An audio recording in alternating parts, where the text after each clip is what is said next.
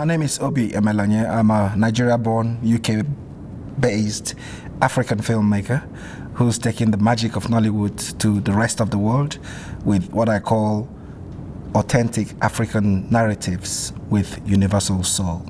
Nollywood is the Nigerian film industry, which is, I would say, a young industry. It's only about 20 years old.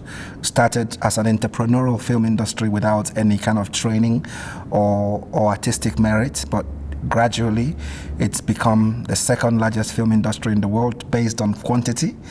And we're trying to make huge strides also in the quality stakes. But at the moment, we're second in the world in terms of quantity. And it takes a lot to have come that far in just 20 years. We are ahead of Hollywood in terms of the number of films that we make, and we're getting better at it. And Last Flight to Abuja represents the next phase of Nigerian filmmaking and where Nollywood is at right now. I like to use the word checkered for my background because my background is multifaceted. I grew up in Nigeria on Indian films. I grew up wanting to be a footballer and played professional football for a while. But in terms of academics, I had a degree in drama from the University of Nigeria in Nsukka many years ago. And I went to London in 1993 and discovered that I couldn't make a living as a dramatist, and neither could I become a footballer for some reasons.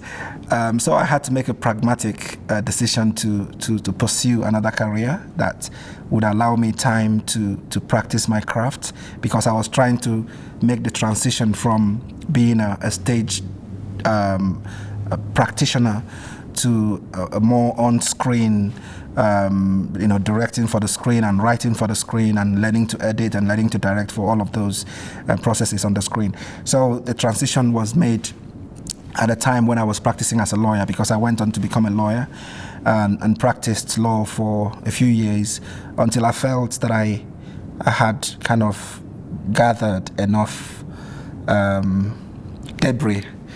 artistic debris along the way to make a go of it as a full-time filmmaker. And I did that in 2007. And it was very rough at the beginning, as you would expect. But gradually, it's turning out to be one of the best decisions I made as a human being. The type of films I make are based on the Nollywood model. And the Nollywood model gave the world what I call digital democracy, which means we are able to tell our own stories by ourselves without waiting for somebody to tell it for us with a hidden agenda. So Nollywood introduced that, and the next step was to make it commercially viable. So Nollywood makes very low budget films, and they managed to squeeze every ounce of value from budgets that would ordinarily not shoot a shot in other territories. So it is that model that I took, and because Nollywood is more of an entrepreneurial, non-artistic film industry, I added a bit of artistic quality, paid a bit more attention to the factors of production to make sure that it was a bit more palatable to Western audiences, and that's what I did. So took the Nollywood model, raised it a notch up, and presented it to the world. It is not brain surgery, but it's just a simple idea of telling stories by ourselves, which has traveled across the borders of Africa, from Nigeria to Ghana to Liberia to Sierra Leone, and right now people all over Africa are telling their own stories instead of waiting for Hollywood to tell it for them. The biggest challenge an African filmmaker faces is distribution. A lot of people would say it's piracy, but I say piracy only feeds a void that's created by woefully inadequate distribution structure. And that's the biggest problem, because for a country of 160 million people, films on DVD sell on average 25,000 copies. And it's a country where I would say 1/3 of the population has a DVD player in their home. So the industry is so popular, people want to see it, but they can't access the films because the distribution structure is not enough. It's not wide enough. It only selects certain cities and certain states in Nigeria And the rest are left to wonder about these films that they read about in the paper or see on TV, and they can't access the film. So it is a huge problem. And when I say distribution, it's on all platforms, whether it's DVD or cinemas. For a country of 160 million people, we have only 14 cinemas in Nigeria now. And that is woefully inadequate. So it means that Last Flight Abuja in 2012 ran in only 12 cinemas and made in excess of $250,000 over a period of 6 weeks in those 12 cinemas. You can imagine what the numbers would be if there were 50 cinemas, for argument's sake. So it is the distribution that is holding back the industry, because the investors are there, they're watching curiously to see how we progress, to see the point where the business end of filmmaking in Nigeria begins to make a strong statement. At the moment, we're not. Only films like Last Flight Abuja and a few other films are able to make reasonable money in the box office and reasonable money on DVD. The rest essentially wait to be on online platforms to be able to pay back some of the investment. So it is distribution that is holding us back. And once we sort that out, the explosion of Nollywood and the explosion of African cinema will be, nothing we've seen so far would match that. I always say Africa represents the next frontier creatively in terms of entertainment, and we cannot fulfill that potential unless we sort out distribution of our content on every platform. The idea to solve the distribution is, first of all, setting up the infrastructure, which means building more cinemas. Unfortunately, it's not something that the government is interested in, and because historically it's not a government responsibility to build cinemas. It's a private sector investment opportunity, and gradually the cinemas are springing up across cities in Nigeria in multiplexes, but they're not springing up fast enough, and there's a geographical selection of where to build the cinemas, and you could say that it's dictated by the business proposition of setting up cinemas in certain places. If you're not going to make the money, why build them? So first of all, we need to build the infrastructure, whether it is the organized private sector or a bit of government involvement to kickstart, because to tell you, Nollywood employs more people than the government in Nigeria. It's the second largest employer of labor behind oil, and it's Nigeria's biggest advert. If they took out an advert on all the world media over a period of 6 months and paid billions and billions of dollars for that, they wouldn't achieve 1/3 of the kind of emotional PR that they get from Nollywood films and the whole industry as a whole. So it wouldn't be out of place for the government to invest in setting up these structures. Also, the online platform has become a very important one over the last couple of years with the emergence of online platforms like Iroko TV and Ibaka TV that are aggregating Nigerian films for online release. And they represent a huge chunk of revenue structure right now to filmmakers, because they're paying more than the film makes in other platforms. So the online platform needs to be developed, and then the DVD, which is the mainstay of the industry, in fact the bread and butter of the industry before now, needs to be consolidated, and the distribution structure made in such a way that it reaches across the whole country over the 36 states Nigeria has. To give you an analogy about distribution in Nigeria, when it's like saying that the film is released in America and it's only released in New York and LA, and the rest of the American 50 states are forgotten. That's exactly what's happening in Nigeria. We need to spread the distribution of these DVDs to areas where the films are needed, where the films are in demand, but right now they cannot be accessed. The benefits of being an African filmmaker is being here in Portland, Oregon, to celebrate African cinema at the Cascade Festival of African Films, traveling around the world from Cairo all the way to Seattle and LA and places across the world and across Europe, telling African stories and being an ambassador for African filmmakers and encouraging a new generation of African filmmakers to believe in themselves, to believe in their ability, and to take the chance of making a film. I would say that would be, at the moment, it's not the money because we're not making enough yet, but it's the fulfillment of doing what I enjoy and enjoying what I do. That is the driving force, and also being an ambassador for African cinema. And like I said, taking the gospel according to Nollywood to the rest of the world, to tell them that whoever you are, wherever you are, you can tell your own story by using a simple camera, and the platforms to distribute these stories are everywhere, particularly online. Before now, African films were almost like a piece of art. You hear about them, but you never see them. You know, I grew up on Usman Sembene and a lot of the, quintessential African filmmakers. I've read about them, but I've never seen their films because they were considered, works of art that should be preserved. The less people that saw it, the more value it had. But I think what Nollywood has done is has turned that kind of concept on its head, and it believes in the popularity of the films, gives it value instead of the elitist, elitist version that the mainly Francophone African cinema enjoyed. So it is an opportunity for Africans, wherever they are, or lovers of African cinema, to see African cinema in a place like Oregon, that is not, in the center of the world, as you would say, but it's to have this platform to engage people here, to show them narratives that they wouldn't have come across. They can't see them in multiplexes. They can't even buy them on DVD. It's just a unique opportunity to see African stories, to hear African stories, to feel our pain, to enjoy with us our triumphs.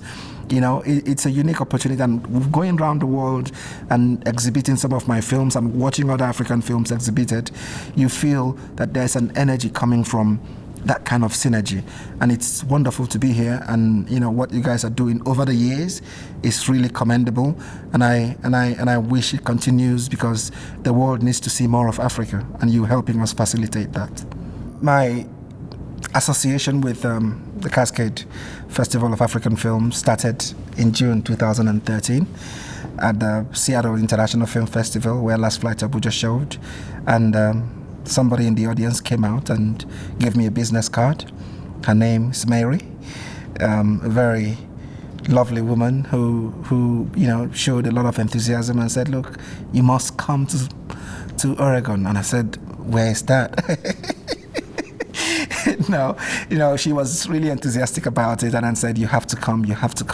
And I actually forgot all about it, went back to London and went on with my life, until one day a mail just landed in my box, and it was from Mary, and she had this all sorted out. It was, this is what's going to happen, this is what's going to happen. I didn't have a say in it. I had to come. And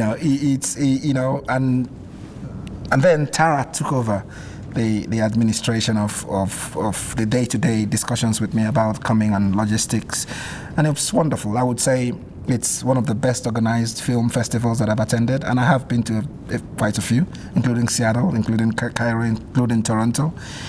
So the value, the way they made me feel valued, is really unprecedented, and I thank them very much for what they're doing, and for what the way they treat African filmmakers.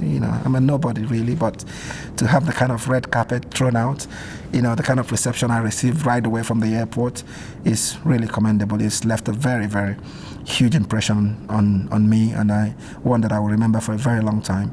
And then the festival members, the festival organizing committee that I've met each and every one of them. We've had dinner, we've chatted, we've enjoyed each other's company, and I think what they're doing is great. And I think there's a human face to what they do. It's not just the mechanics of organizing a festival and getting people to come and see films, that they have a kind of very strong social interaction with the filmmakers and with the audience. And that's a formula that needs to be replicated across the board. I was really shocked by the matinee screening. Usually a matinee screening is an excuse to test out the technicals, because it's usually a man and a dog in the auditorium. But it was nearly full. I was really shocked by the number of people that were here, and they were very attentive, very responsive audience.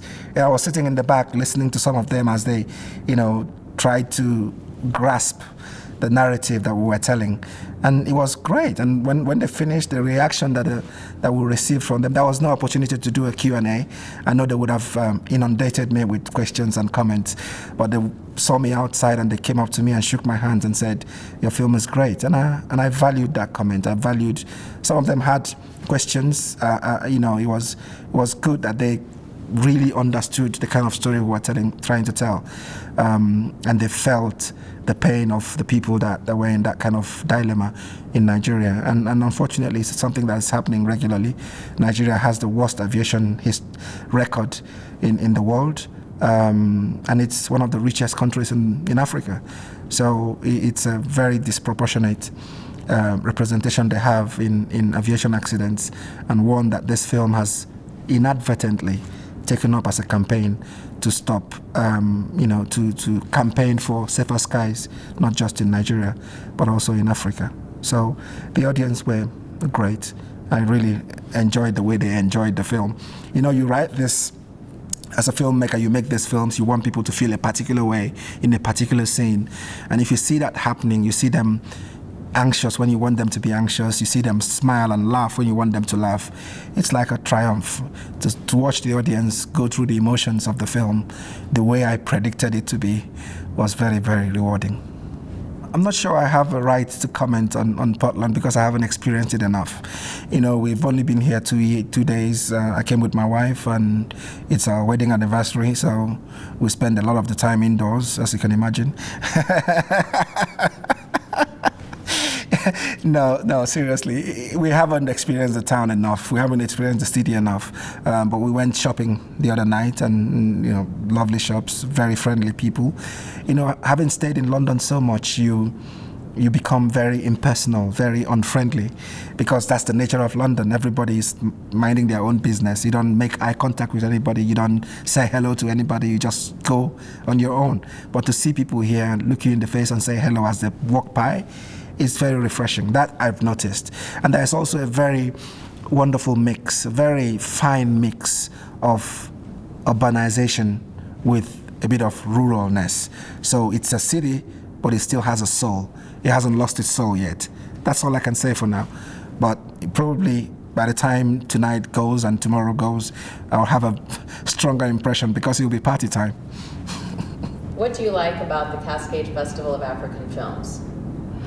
That it gives people from Portland, Oregon, an opportunity to see African films that they would never have seen before. It gives them opportunity to meet people like me that are doing things for African cinema that they would never have met before. It gives African cinema an opportunity to conquer new grounds, to get new audiences, and it promotes world peace. I'm sorry to say. It sounds like a beauty pageant now, but it's the more you understand others, the better you relate with them. And the African cinema is a window to the soul of Africa. If you understand Africans more through their cinema, you will relate better with them. And I think it's a unique opportunity that's really commendable. If I were to describe the Cascade Festival of African Films to anybody who's never been here before, I would say it's a celebration of African cinema in faraway Oregon, and it's been going on for a number of years and has become almost part of the community. It's set around a community college, and the attendance is free, something that I was really shocked about. And they value African cinema, and they promote African cinema in a sense that they pay an honorarium, which is not common with most festivals. They look after their guests and treat them really, really with a lot of respect and a lot of value. And more importantly, they give the people of Oregon an opportunity to experience African cinema, something that they wouldn't have had the opportunity of doing. And they give us an opportunity to create new audiences, to create new synergies that hopefully would lead to better things back in Africa. So I will sell it as one of the best organized film festivals that I've ever attended. And I have been to quite a few, particularly in America. It's, I would go as far as saying it's the best that I've seen in terms of the way it's organized, the way it's structured, and the way it's become very integral to the community where it's shown. If I were to describe the Cascade Festival of African Film in one word, it would be exceptional. I was inspired to tell the story of Last Flight Abuja, which, by the way, is not a great film. It's a great attempt at making a good film. I was motivated into making the film by the events that happened in 2005, 2006 in Nigeria, when Nigerian civil aviation suffered a lot of mishaps, leading to unnecessary loss of lives. And over the years, a lot of people have asked questions: what exactly happened? The aviation industry is kind of shrouded in this kind of mystery across the world, really. You get to the airport, you check in your luggage, and you walk into the plane. You don't know what happens in between.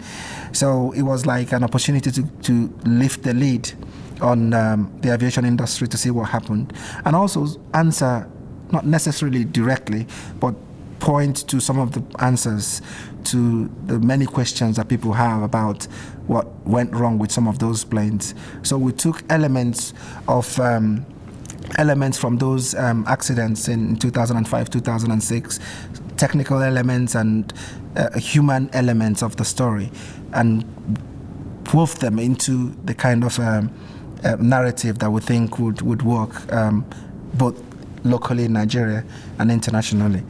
And it's like a punt in the dark that has worked, because the way it's connected with people, the way we've been received by the world, it's really, really phenomenal.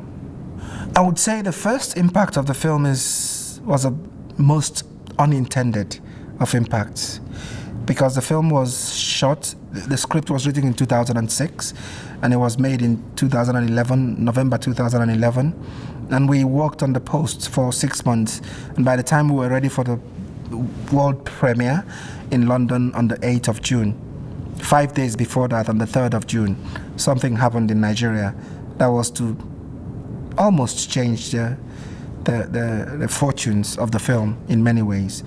A plane crashed in Nigeria with uncanny similarities with the narrative of the story that we told in Last Flight Abuja, and a film that was simply a retrospective look at this period when Nigerian civil aviation was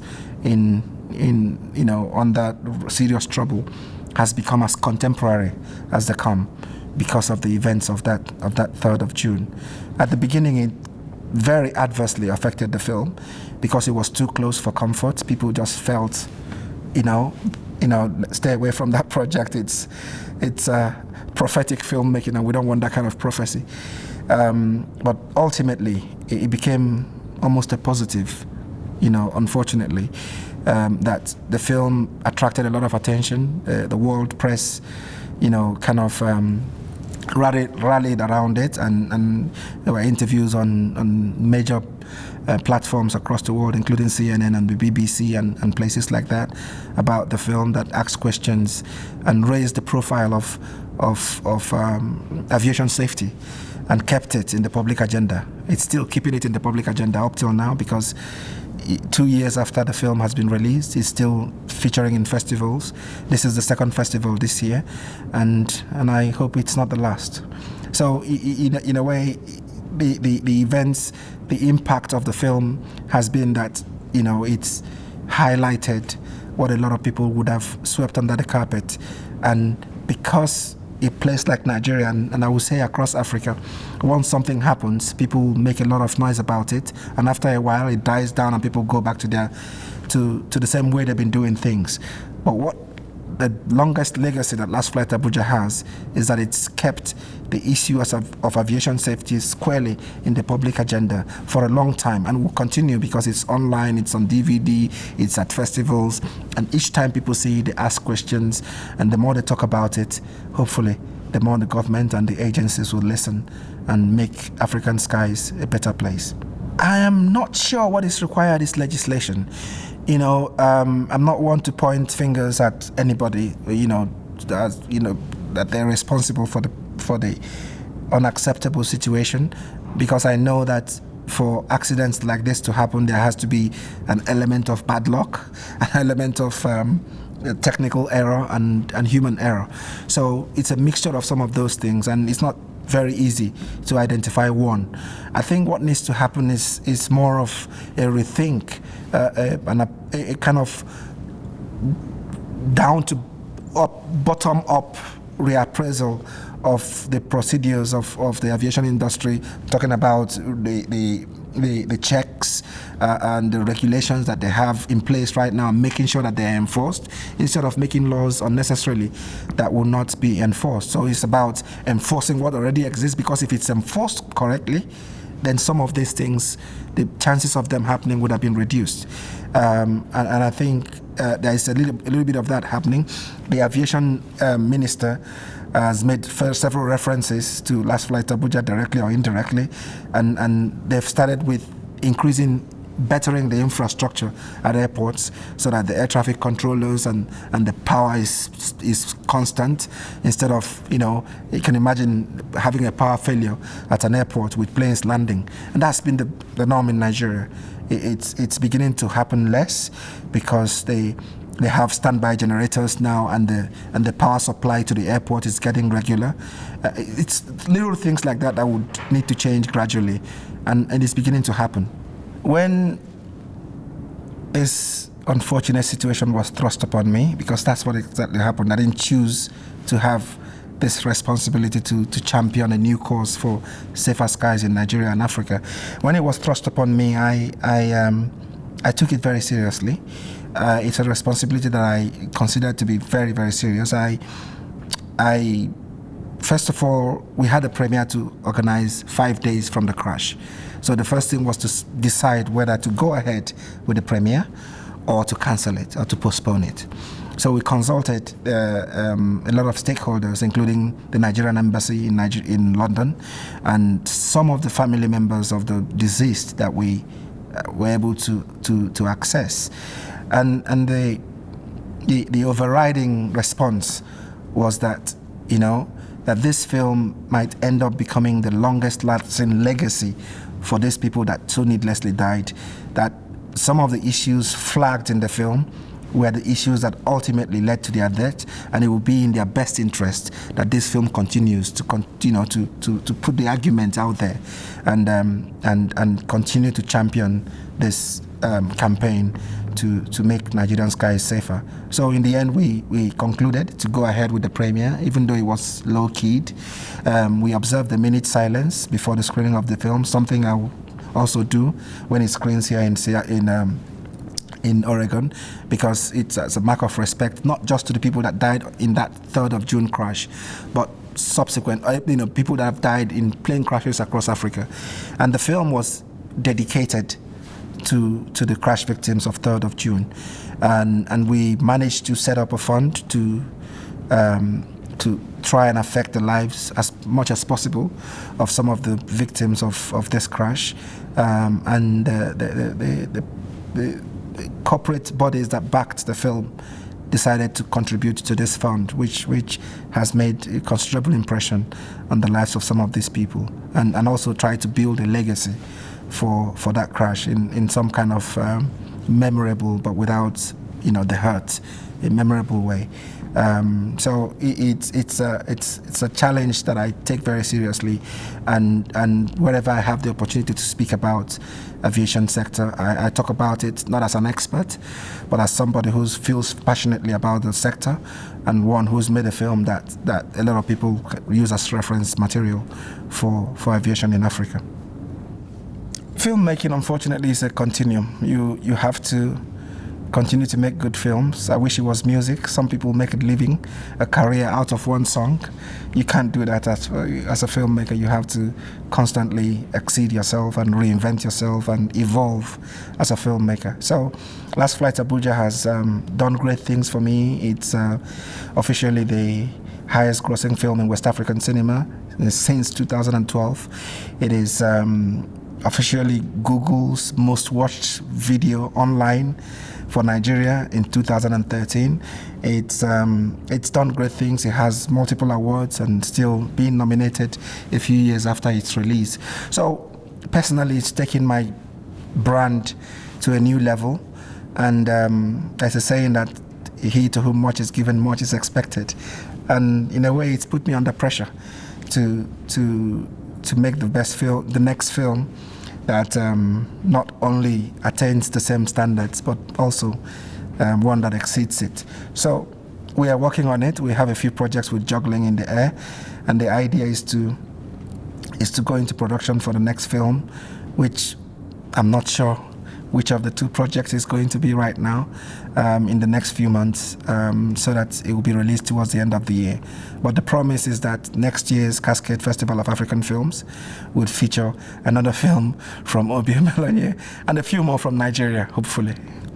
I think what remains for me to say is a very big thank you to the Cascade Festival of African Films for having me, for inviting me, for treating me and my wife so wonderfully, for making our anniversary and our Valentine celebration a very memorable one.